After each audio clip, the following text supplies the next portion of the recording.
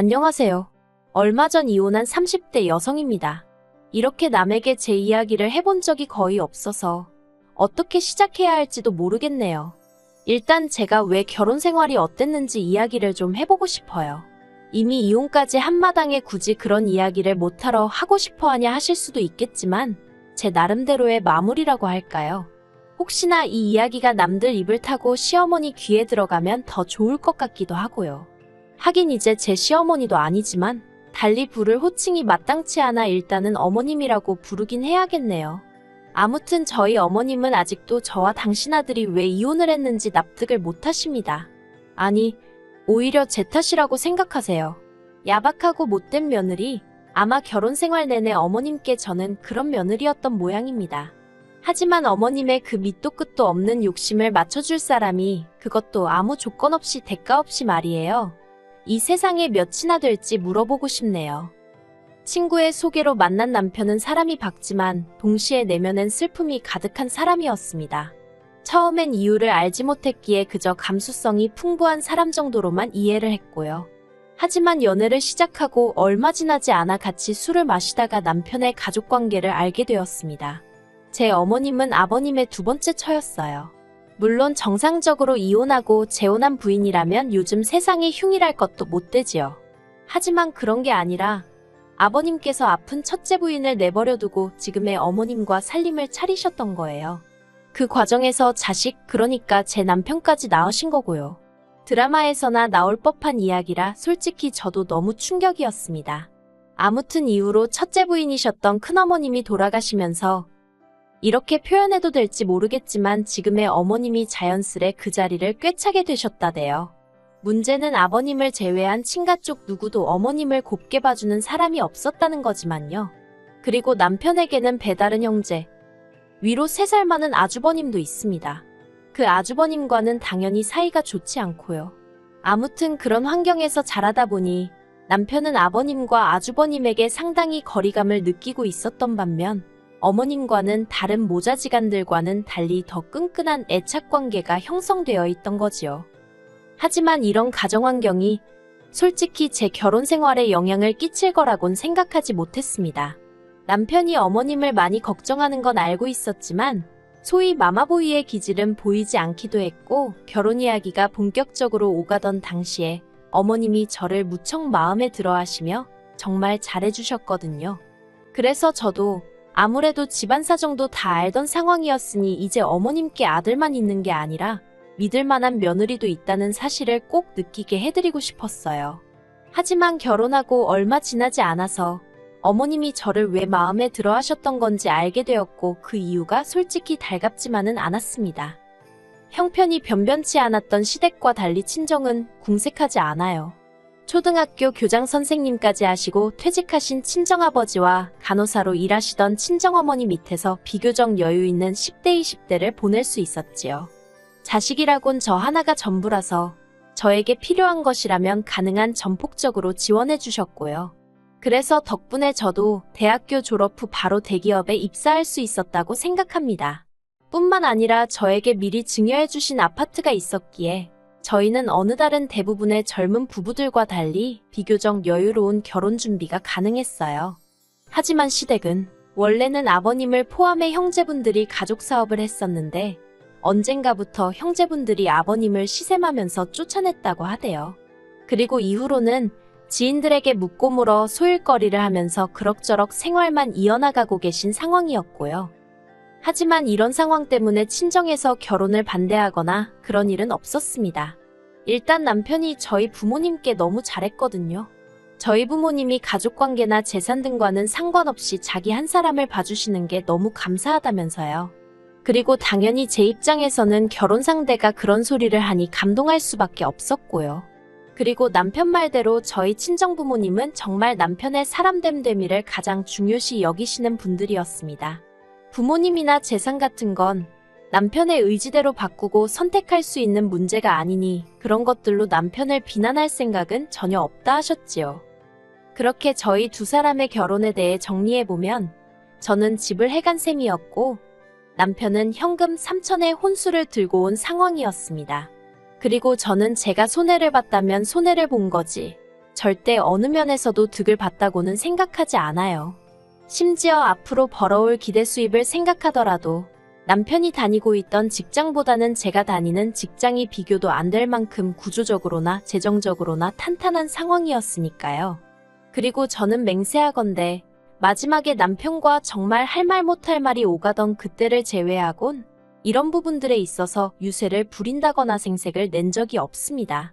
앞으로 서로 노력하며 열심히 사는 게 중요하지. 누가 뭘 얼마나 해왔고 그런 걸 따져서 뭐하나 싶었지요. 그런데 어머님은 그런 저를 기특하게 봐주시는 게 아니라 오히려 더 받아낼 궁리를 하시대요. 결혼 전 남편은 어떻게 보면 시부모님께는 유일한 희망이자 기댈 곳이었던 모양입니다. 아주버님은 아버님에게 배신감이 든다며 명절이나 아버님 생신같이 어쩔 수 없는 경우에만 예의상 얼굴을 비출 뿐이었지 맞으라고 해서 크게 무슨 역할을 하는 건 아니더라고요. 그리고 저는 몰랐는데 남편은 매달 어머님께 50만 원씩 용돈을 드리고 있었어요. 아버님도 모르게 말이에요. 제가 그 사실을 알게 된 건 결혼하고 2달째 되던 때였는데 어머님이 저희와 식사를 하시던 도중에 이제 며느리까지 받는데 용돈이 느는 게 아니라 어찌 줄었냐며 물어오셨기 때문입니다. 하지만 더욱더 저를 힘들게 한 건 어머님이 저에게 기대하신 게 단지 금전적인 것만은 아니었다는 사실이었어요. 어머님은 제가 친정어머니와 뭐라도 같이 하는 꼴을 못 보시더라고요. 한 번은 친정어머니와 미술 전시회를 보고 근처에서 점심을 먹고 있는데 어머님에게 전화가 걸려왔습니다. 너 어딘데 전화를 이렇게 늦게 받니? 지금 친정어머니랑 같이 있어요. 사돈이나 너나 팔자가 상팔자가 따로 없구나. 나는 이렇게 찌는 집구석에서 혼자 있는데 너 그러고 밖에 있으면 우리 아들 저녁은 언제 준비하냐? 민석 씨도 지금 친구 만나고 있대요. 저녁은 먹고 온다고 하더라고요. 너가 그렇게 싸돌아다니는데 우리 아들이 집에서 밥 먹고 싶단 소리가 나오기나 하겠니? 너도 그만 집에 들어가라. 그리고 이후로도 친정어머니와 있으면 어머님은 그걸 어떻게 귀신같이 아시곤 전화를 해서는 잔소리를 하시기 일쑤였습니다. 그래서 언젠가부턴 저도 거짓말을 하거나 전화를 받지 않거나 솔직히 시어머니와 며느리의 두뇌 싸움도 아니고 이게 뭔 짓인가 싶대요. 그리고 이 상황을 두고 남편은 제가 친정어머니랑 시어머니를 차별해서 그렇답니다. 자기 어머니, 그러니까 어머님은 딸도 없고 자기는 아들이라 저처럼 살갑게 못하지 않냐면서 저더러 친정어머니께 하듯이 어머님한테도 좀 해드리면 안 되냐 그러대요. 그리고 그때는 아 정말 그런가 하는 생각과 함께 내가 너무 생각이 짧았구나 싶어서 알겠다 했습니다. 그래서 이후로 몇 번인가 어머님을 모시고 영화도 보러 가고 쇼핑도 가고 그랬어요. 하지만 이내 친정어머니와 시어머니는 절대로 같을 수 없다는 사실을 알게 되었지요. 일일이 말하지 않아도 어느 정도 눈치채셨겠지만 하나라도 더 챙겨주고 싶어 하시고 행여딸이 피곤하진 않을지 걱정해 주시던 친정어머니와 달리 어머님은 모든 것이 당신 위주여야만 했습니다. 그리고 어떻게든 제 지갑에서 10,000원이라도 더 나오게 하시려고 혈안이 되신 분 같았달까요? 티 하나 사드리겠다고 하니까 골프도 치지 않으시는 양반이 요새는 골프 옷을 일상복처럼 입는 게 유행이라 하더라며 30만 원씩 하는 세일도 안 하는 티셔츠를 고르시질 않나. 심지어 한 번은 상견례 때 저희 어머니가 들고 나왔던 뭐 명품 브랜드를 백화점에서 발견하시곤 그걸 사달라고 하시는 거예요. 그래서 제가 죄송하지만 그 정도 사드릴 형편이 안 된다고 했더니 니네 엄마였음 사줬겠지? 그러시대요. 저도 결국 그때는 순간 짜증을 참지 못하고 저희 친정어머니셨으면 당신이 사서 저에게 선물로 주셨을 거라고 한마디 쏘아붙였습니다. 하지만 이런 문제를 떠나서 제가 정말 화가 났던 건 얼마 전에 있었던 일 때문이었어요. 곧 다가올 친정아버지의 생신을 앞두고 저는 여동생과 상의 끝에 아버지 차를 바꿔드리기로 했습니다. 둘이서 원래는 가족 넷이 어디 멋진 나라로 여행이나 한번 가보자면서 10년 넘게 적금을 붓고 있었거든요. 그런데 막상 여행을 가려니까 친정 부모님 두 분 다 외국 가는 게 내키지 않는다 하시면서 이제 두 분 다 시간도 많으니 국내 여행이나 천천히 다녔으면 좋겠다 하시는 거예요. 그래서 그러면 어떡할까 하다가 친정아버지 차가 많이 낡았으니 그걸 바꿔드리는 게 어떻겠냐는 이야기가 나왔습니다. 참고로 저희들이 모은 돈은 4천 남짓이었어요. 그리고 저는 이 이야기를 남편에게도 했습니다. 솔직히 저와 남편은 생활비는 거의 반반 부담이나 다름없이 지출하며 생활하고 있었고, 시댁에 30만 원씩 매달 나가는 용돈을 제외하고도 남편이 저 몰래 어머님을 위해 이것저것 챙겨드리는 걸 알고 있었지만 저는 따진 적이 없거든요. 그래서 친정아버지 선물이 결정되었을 때 저 역시 굳이 숨길 이유를 느끼지 못했어요. 남편이 따지고 들 거라고 예상도 못했고요. 그런데 이게 웬걸. 남편이 그 큰돈이 어디서 났냐면서 계속해서 부럽다는 말은 하는데 그게 굉장히 부담스럽게 들리더라고요. 그리고 이 이야기는 이내 어머님 귀에도 들어갔던 모양입니다. 며칠 뒤 시댁에서 식사를 하던 와중에 갑자기 어머님이 저더러 당신 생일을 알고 있냐입니다. 당연히 알고 있다고 2달 정도 남았네요 했습니다. 그러자 어머님이 당신은 차까진 안 바란다면서 대신 유럽 여행을 다녀오고 싶으시다대요. 저는 뭐라고 할 말이 없었습니다. 그렇다고 무건수행을 하고 있을 순 없어서 가까스로 그러시냐고 잘 다녀오시라고 했지요. 그랬더니 어머님이 그게 무슨 뜻이냐며 니들이 보내줘야 할 거 아니냐입니다.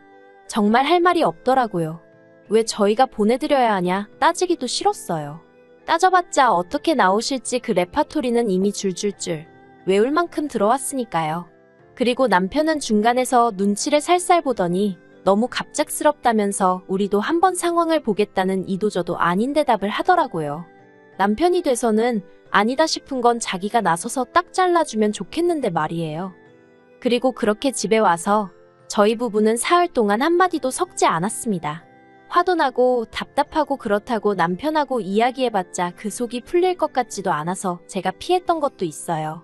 그리고 마침내 남편이 먼저 말을 걸어왔습니다. 가까스로 한다는 소리가 장인장모님은 이제 안 가본 곳 없이 다 다녀보셨고 이번에 당신이 처제랑 차도 바꿔드리기로 하지 않았냐? 그런데 우리 부모님은 일본 한번 다녀오신 게 전부고 다른 나라는 구경도 못 해보셨다. 그러니 이번에 저희가 적금 들었던 거 깨서 유럽 한번 보내드리면 안 되냐입니다.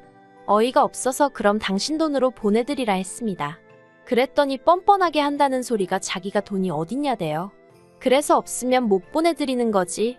원래 없으면 못하는 게 맞는 거라고 저도 받아쳤어요.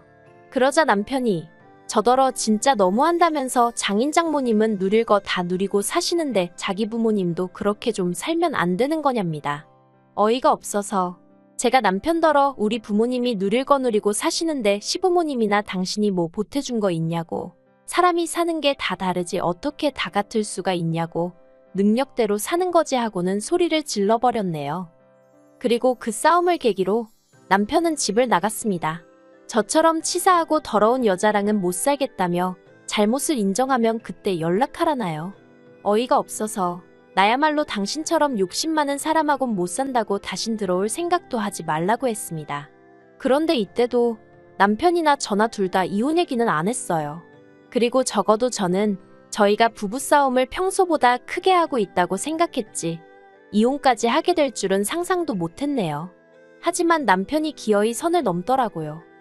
며칠 만에 연락을 해온 남편은 저더러 할 이야기가 있다며 집에서 기다리라 했습니다. 그리고 어리석게도 저는 내심 남편이 드디어 정신을 차렸나 싶었기에 겉으론 툴툴댔지만 그래도 마음 한켠에선 안도를 하게 되었지요.